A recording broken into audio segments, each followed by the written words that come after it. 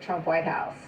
These were Americans exercising their First Amendment rights, and the president at the time wanted his military to violently attack them by shooting them. That account of the president's thinking came from someone very close to him, his own defense secretary at the time, Mark Esper. Watch. I thought that we're at a different spot now. He's going to finally give a direct order to deploy paratroopers into the streets of Washington, D.C., and I'm thinking with weapons and bayonets. And this would be horrible. What specifically was he suggesting that the U.S. military should do to these protesters? And he says, can't you just shoot them? Just shoot them in the legs or something. And he's suggesting that that's what we should do, that we should bring in the troops and shoot the protesters. The commander-in-chief was suggesting that the U.S. military shoot protesters. Yes, in the streets American of our nation's protesters. capital. That's right. Shocking. So that really happened. But importantly, it's happening again. Donald Trump is in office again without.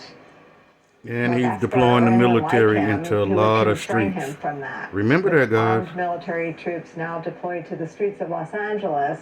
We cannot forget Mark Esper's words there. Take a look at this stunning moment on Capitol Hill earlier when Congresswoman Elissa Slotkin questioned the man who now holds Esper's post. Senator Elissa Slotkin questioned the man who now holds Esper's job, Pete Hegseth. Have you given the order to be able to shoot at unarmed protesters in any way?